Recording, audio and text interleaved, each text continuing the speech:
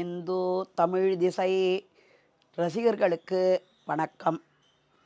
ஸ்ரீமான் வெங்கடநாதாரிய கவிதார்க்கிககேசரி வேதாந்தாச்சாரியவரியோ மே சந்நிதத்தாம் சதாஹிருதி. இந்த நிகழ்ச்சி மூலியமாக ஹயக்ரீவனுடைய பெருமையை பற்றி சொல்கிறதுக்கோசரம் ஆரம்பிக்கிறேன். ஹயக்ரீவ பெருமாள்ன்றவர் அவதாரமாகி இந்த லோகத்தில் வித்தைக்கெல்லாம் ஆதாரமாக இருக்கக்கூடிய பெருமாள். என்று அவதாரமானார்னு கேட்டால் ஆவணி மாதம் சிரவண நட்சத்திரத்தில் அவதாரம் ஆனார். ஆவணி மாதம் சிரவண நட்சத்திரத்தில் அவதாரமானவருக்கு அன்று தினம் அவருக்கு அர்ச்சனையோ பெருமாளை சேவிக்கிறதோ எல்லாம் பண்ணோன்னு நமக்கு வேண்டிய கல்வி அறிவை நல்ல ஞானத்தை கொடுக்கக்கூடிய ஒரு பிரசித்தி பெற்றவர். இவரை நம்ம எப்படி தெரிஞ்சுக்கணுன்னா சுவாமி தேசிகன் மூலியமாக தான் நம்ம இதை எல்லாரையும் சுலபமாக்கி கொடுத்தவர் சுவாமி தேசிகன்.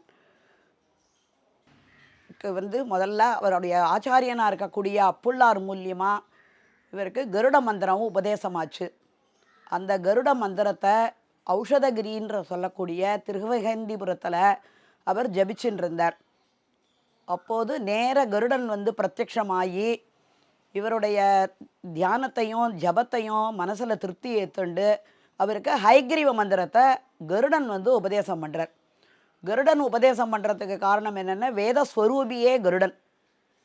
அதனால் வேதம் ஒலி ரூபமாக இருக்கிறதுனால எல்லாருக்கும் சப்த ரூபமாக நமக்கு தெரிஞ்சுக்கணுன்ற ஒரு அபிப்பிராயம் இருக்கிறதுனால அவர் ஹயக்ரீவ மந்திரத்தை உபதேசம் பண்ணதுனால அந்த அவதான் ஹயக்ரீவ மந்திரத்தை அவர் தியானம் பண்ணி அந்த அரச மரத்துக்கு அடியிலேயே ஜபம் பண்ணிட்டு இருந்த போது அவருக்கு ஹயக்ரீவ ஸ்வரூபமாகவே அவருக்கு சேவை கொடுத்தார்.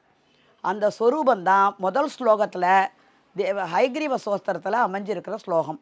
ஞானானந்தமயம் தேவம் நிர்மல ஸ்படிகாகிருதிம் ஆதாரம் சர்வ வித்யானாம் ஹயக்ரீவம் உபாஸ்மஹே. இந்த ஸ்லோகம் 2 வரி தெரிஞ்சால் கூட எல்லாரும் கல்வி அறிவை பெற்றுக்க முடியும். அப்பேற்பட்ட பகவான் எப்படி இருக்காருன்றதுக்கு ஒரு உருவகப்படுத்துகிறார். ஞானமே நிறைஞ்சவர். அந்த ஞானம் கிடைச்சாலே ஒரு ஆனந்தம் கிடைக்கும்.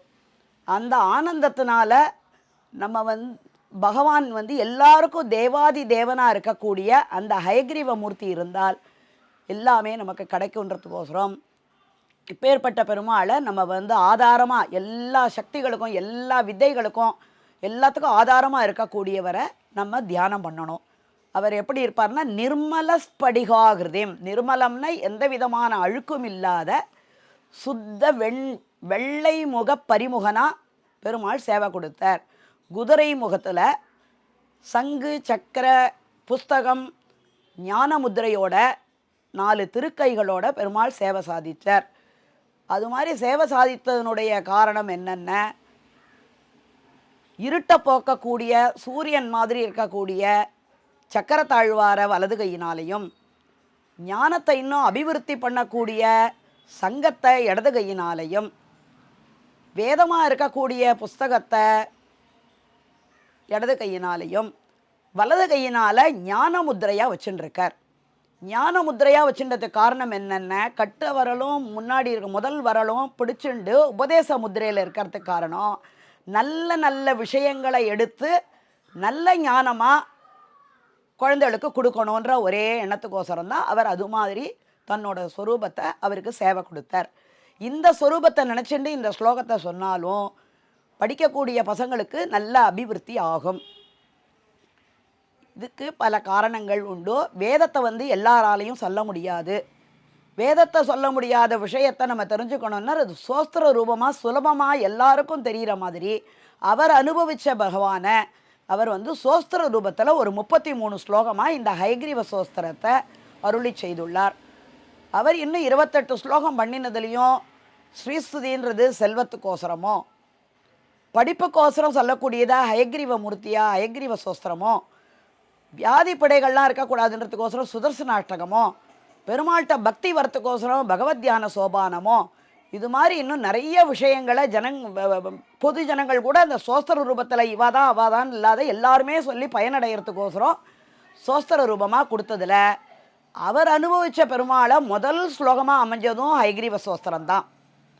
இந்த ஹயக்ரீவன் மூலியமாக தாட்சிணிய ரம்யா கிரிசஸ்ய மூர்த்திகி தேவி சரோஜாசன தர்மபத்னி வியாசாதயோபி வியபதேசிய வாச்சக ஸ்புரந்தி சர்வே தவ சக்தி லேசைகி.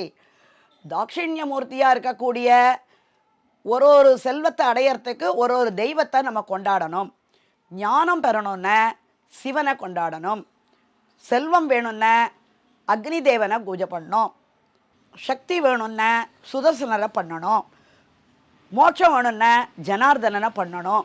அது மாதிரி ஒரு விஷயத்துக்கு ஒத்தத்தர்ன்னு இருக்கிறதுனால இந்த தாட்சிணிய மூர்த்திக்கே லெவலேசம் இந்த ஹயக்ரீவனுடைய ஞானம் இருந்ததை நம்ம ஞானமே சொல்லித்தரவருக்கு நம்ம சிவனை வந்து தாட்சிணிய மூர்த்தின்னு சொல்கிறார்.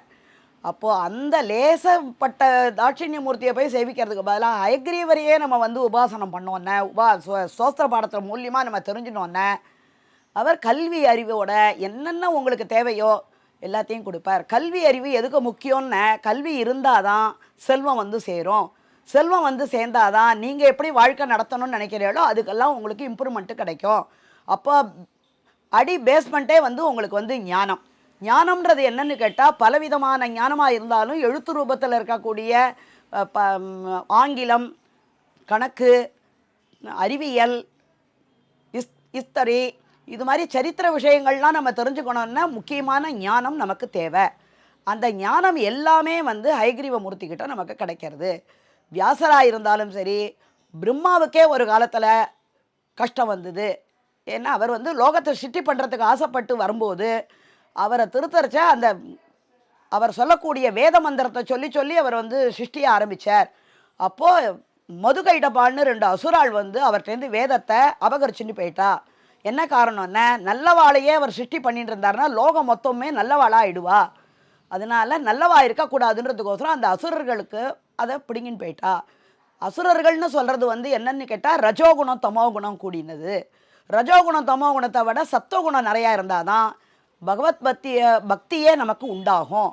அப்போ பகவத் பக்தி உண்டானாதான் அவருடைய அருள் நமக்கு கிடைக்கும். இப்போ ஹயக்ரீவர் இருக்காருன்னா அவரை போய் சேவிக்கணுன்ற அளவுக்கு நமக்கு தோணணுன்னா நமக்கு சத்துவகுணம் இருக்கணும். அப்போ அது மாதிரி இருக்கக்கூடிய நல்ல அறிவை வந்து மறுபடியும் அவர்கிட்டேருந்து மீட்டு கொடுத்து இந்த ஹயக்ரீவ மூர்த்தியாக இருக்கக்கூடிய பகவான் தான் பிரம்மாவுக்கு படைக்கிற தொழிலை ஒழுங்காக பண்ணுறதுக்கு அவருக்கு உபதேசம் பண்ணார். அந்த பிரம்மாவுக்கு கிடைச்ச அனுகிரகத்தால் சரஸ்வதி கடாட்சம் கிடச்சிருக்கு அப்படின்னு சொல்லுவோம். அந்த சரஸ்வதிக்கும் லவலேசம் கொடுக்கக்கூடிய சக்தியை வந்து இந்த ஹயக்ரீவன் மூலியமாக தான் பெறா. அது மாதிரி ஹயக்ரீவரையே நம்ம இது பண்ணோன்னே எல்லாரை விடையும் இன்னும் ஸ்ரேயஸாக நம்ம வந்து மேலே மேலே இம்ப்ரூவ் பண்ணிக்க முடியும் நம்மளுடைய கல்வி அறிவை. ஹயக்ரீவ மூர்த்தி அது மாத்திரம்தான் கொடுப்பாருன்னு இல்லாத அவர் ஒரு சமுத்திரத்தில் இருக்கக்கூடிய ஒரு சந்திரன் நிலவு இருந்ததுன்னா அதில் வந்து ஒரே அமிர்தமாக இருக்கும். சந்திரன் வந்து குளிர்ச்சியை கொடுக்கக்கூடியவர். அந்த சந்திரனுடைய குளிர்ச்சியினால் அமிர்தமாக இருக்கக்கூடிய வாக்குத்தன்மை நமக்கு நன்னா பேச்சு திறமை வரும்.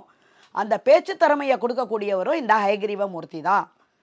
ஏதாவது பொருள் வேணும் அப்படின்னு மனசில் நினச்சிட்டோன்னே கற்பக விருட்சத்துக்கிட்ட போய் நினச்சிண்டா நமக்கு அது கொடுக்கும்னு புராணங்களில் சொல்கிறா.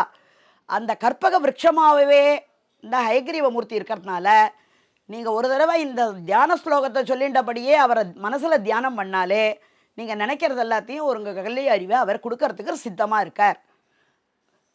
கற்பக விருட்சமாச்சு, காமதேனுவும் அது மாதிரி. கற்பக விருட்சம்ன்றது வந்து நம்ம என்ன கேட்குறோமோ அதை கொடுக்கக்கூடிய மரம். அந்த கற்பக விருட்சமோ காமதேனுவோ மிச்சம் எல்லாமே அமிர்தம் கடையரைச்ச வந்த பிரசாதங்களாக வந்தது. அது ஒத்தத்தருக்கு உபயோகப்படட்டும்னு கொடுத்த வஸ்துவை அவ அதை பயன் அடைஞ்சுன்னு இருக்கா. அந்த பயன் அடைஞ்சதை எல்லாமே இந்த ஹயக்ரீவ சோஸ்திரம் மூலியமாக நமக்கு சுவாமி தேசிகன் சாதிச்சிருக்கார். அப்போ காமதேனு, சந்திரன், கற்பக விருட்சம், சிந்தாமணி போன்ற மணிகள்னால் நமக்கு கிடைக்கக்கூடியதை இந்த 33 ஸ்லோகத்தினால ஆன எல்லா விஷயத்தையும் நமக்கு அனுகிரகம் பண்ணியிருக்கார் சுவாமி தேசிகன் சுலபமாக. இது மூலியமாக நம்ம கர்மாவுக்கு தகுந்த மாதிரி தான் நமக்கு பாவ புண்ணியங்கள் அமைஞ்சு கல்வி வருதோ கல்வி வராதோ கல்வியில் குறைச்சலாக மார்க் வாங்குறதோ இந்த விதமான அமைப்பெல்லாம் இருந்தால் கூட இந்த ஹயக்ரீவ சோஸ்திரத்தை சொன்னால் தலையெழுத்தையே அந்த ஹயக்ரீவனுடைய ஒரு சடாரி மூலியமாக நமக்கு அதில் இருக்கக்கூடிய துகள்னால நம்ம தலையெழுத்தையே மாற்றக்கூடிய அளவுக்கு அவருக்கு அந்த சக்தி உண்டோ. அதையும் சுவாமி தேசிகனே அவருடைய சோஸ்திர பாடத்தில் தெரிவிச்சிருக்கார்.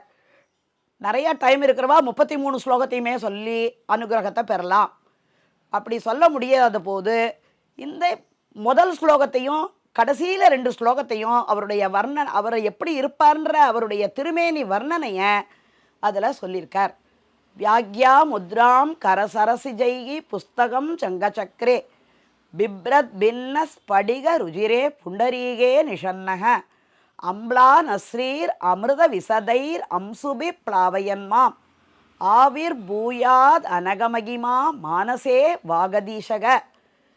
அது மாதிரி இருக்கக்கூடிய வாகதீஷனாக இருக்கக்கூடிய ஹயக்ரீவ மூர்த்தியை நம்ம வெள்ளை தாமரையில் வெள்ளை பரிமுகமாக இருக்கக்கூடிய குதிரை முகத்தோடு தோன்றின சங்கு சக்கர புஸ்தகம் ஞானமுத்திரையோடு கூடின அந்த ஹயக்ரீவரை மனசில் தியானம் பண்ணாலே சகலவித வித்தையையும் கொடுத்து சகல வித்தைக்கும் அவர் தான் ஆதாரமாக இருக்கிறதுனால வெறும் பாட்டு மாத்திரம் வருமா, கல்வி மாத்திரம் வருமா, பேச்சு மாத்திரம் வருமா, எதுவுமே சந்தேகமே வேண்டாம். இந்த இந்த விக்கிரகத்தை மனசில் நீங்கள் தியானம் பண்ணிட்டு முதல் ஸ்லோகம் கடைசி ஸ்லோகம் சொன்னால் கூட அனுகிரகம் பண்ணுறதுக்கு அவர் காத்துன்னு. ஏன்னா அவர் கருணை வள்ளல் கூடிய ஹயக்ரீவ மூர்த்தி. லோகம் நன்னா இருக்கணுன்றதுக்கோசரம் அவர் வேதத்தை உபதேசம் பண்ணினதை சோஸ்திர பாடமாக நமக்கு கொடுத்துருக்கிற தேசிகரனுடைய திருவடிக்கும் நம்ம பல்லாண்டு பாடிண்டே நம்ம இந்த ஹயக்ரீவ சோஸ்திரத்தை தினமுமே வச்சுக்கலாம். அப்படி இல்லைன்னா பக்கத்தில் அருகில் இருக்கக்கூடிய ஹயக்ரீவர் சன்னதி இருந்ததுன்னா அங்கே போய் சேவிக்கலாம். நவராத்திரியும் போது நம்ம பண்ணக்கூடிய ஆராதனங்கள் கடைசி நாள் அன்னைக்கு சரஸ்வதி பூஜைன்னு நம்ம சொல்கிறோம். சரஸ்வதி பூஜையை விட அதை ஹயக்ரீவ ஆராதனோன்னு தெரிஞ்சவா சொல்லுவா. அந்த ஹயக்ரீவ ஆராதனோன்றச்ச நம்ம படிக்கிற புஸ்தகங்கள் இன்னும் படிக்க போகிற புஸ்தகங்கள் எல்லாத்தையும் வச்சு அவர் நம்மளுடைய அறிவை இன்னும் அறிவுத்திறனை அதிகம் பண்ணுற அளவுக்கு அவர்கிட்ட நம்ம பிரார்த்திச்சிட்டாலும் அவர்கிட்ட வேண்டின்றாலும் அவர் அதை கொடுப்பார். அவருக்கு உகந்த நாளாக இருக்கக்கூடிய வியாழக்கிழமை அன்னைக்கு சன்னதிகளில் போய் அவரை சேவிச்சுட்டு அந்த அனுகிரகத்தையும் நம்மளால் பெற முடியும். அவருக்கு பிடிச்சதுன்னு பார்த்தோன்னா ஏலக்காய் மாலைன்னு சொல்கிறா. ஏலக்காய் மாலை என்ன வாசனையோடு இருக்கக்கூடியது, உடம்புல இருக்கக்கூடிய வியாதிகள்லாம் போகக்கூடியதாக இருந்தாலும் முக்கியமாக நம்ம வியாதி போகிறதுக்குன்னு என்ன அறிவுன்றது ஒரு மருந்து இருந்தாலே நம்ம எல்லா வியாதியுமே நம்மளால் தீர்த்துக்க முடியும். அறிவுன்றது முக்கியமாக இருக்கிறதுனால அந்த ஹயக்ரீவ பிரசாதமாக சன்னதிகளில் அந்த ஏலக்காய் மாலையை சாத்திட்டோம் அதில் கொடுக்குற பிரசாதத்தையும் எல்லாரும் அவர் அந்த மாலை மூலியமாக நமக்கு அவருடைய அனுகிரகத்தையும் பெறலாம். இல்லைன்னா குதிரைக்கு பிடிச்ச கொண்டக்கடலை, அந்த கொண்டக்கடலையும் அன்றைக்கி கருப்பு கொண்டலை கடலையை அன்றைக்கி பெருமாளுக்கு நிவேதனமாக வச்சு அந்த ஹயக்ரீவருக்கு ஆராதனை பண்ணிட்டோ அதை பிரசாதமாக எடுத்துட்டாலும் ஹயக்ரீவரனுடைய கிருபை நமக்கு கிடைக்கும். இந்த ஹயக்ரீவருடைய கிருபை கிடைச்சாலே எல்லாமே நம்ம கையில் நின்றுடும். நமக்கு நல்ல பேர் கிடச்சிடும். அடுத்த வாழ்கிட்ட பேசுகிறச்ச நமக்கு ஒரு உறுதிப்பாடான பேச்சு திறமை வரும். பாட்டுக்கு போகிறச்ச தைரியமான பாட்டு பாடுற அளவுக்கு அந்த சக்தியும் அவர் கொடுப்பார். எந்த விதமான எல்லா விதமான 64 கலைகளுமே அவர்கிட்டேருந்து நம்மளால் பிரார்த்திச்சுட்டு பெற முடியும். இப்பேற்பட்ட உபகாரம் பண்ணக்கூடிய அந்த பகவானை சேவிக்கிறத விட நமக்கு வேறு ஒன்றும் ஸ்ரேயஸ் இல்லை. இது மாதிரி கொடுத்த ஆச்சாரியனையும் நம்ம எப்போவுமே மனசில் தியானம் பண்ணிண்டு அவர் கொடுத்த இந்த சோஸ்திர பாடத்தையும் நம்ம தெரிஞ்சுன்ற வாழ்கிட்ட அர்த்தத்தை கேட்டுண்டு இன்னும் நம்ம டெய்லியே அந்த விக்கிரகத்தை நம்ம ஒரு தடவை தியானம் பண்ணிட்டு போனால் பரீட்சைக்கு நீங்கள் தான் படித்தாகணும். ஆனால் பரீட்சைக்கு போகிறச்சே என்னமோ குழம்பிடுறது, மனசில் ஒரு கலக்கம் வருதுன்றச்ச இந்த ஹயக்ரீவரை ஒரு தடவை தியானம் பண்ணுங்கோ. அவரே உங்கள் கையை பிடிச்சி எழுத வச்சு உங்களை சக்ஸஸ்ஃபுல்லாக 100க்கு 100 மார்க் வாங்குகிற அளவுக்கு அவர் அந்த அனுகிரகத்தை பண்ணுவார். அதுக்கு உதாரணம் சுவாமி தேசிகனுக்கு அந்த ஹயக்ரீவர் கிடைச்சதுக்கு அப்புறம்தான் அவர் நினைக்க முடியாத எல்லா விஷயத்தையுமே சம்பிரதாய விஷயமாகட்டும், தத்துவ விஷயமாகட்டும், வியாக்கியான கிரந்தங்களாகட்டும் எல்லாமே இவ்வளவுன்னு எண்ணியே சொல்ல முடியாத இருக்கிற அளவுக்கு அவருக்கு அனுகிரகம் அந்த ஹயக்ரீவர் மூலியமாக கிடைச்சதுனால்தான் அவர் நித்திய திருவாராதன பெருமாளையே அந்த ஹயக்ரீவரையும் அவர் ஆராதனம் பண்ணி எல்லா கோவில்கள்லையும் அயக்ரீவரை ஆராதனம் பண்ணி எல்லாருக்கும் அந்த அனுகிரகத்தை பெறுற மாதிரி அந்த ஆச்சாரிய சார்வபௌமனான இருக்கக்கூடிய கவிதார்த்திக சிம்மன்ட்டியே நம்ம பிரார்த்தனையை பெறுவோம். கவிதார்த்திக சிம்மாய கல்யாண குணசாலினே ஸ்ரீமதே வெங்கடேஷாய வேதாந்த குரவே நமஹ. இந்து தமிழ் சேனலுக்கு வணக்கம், நன்றி.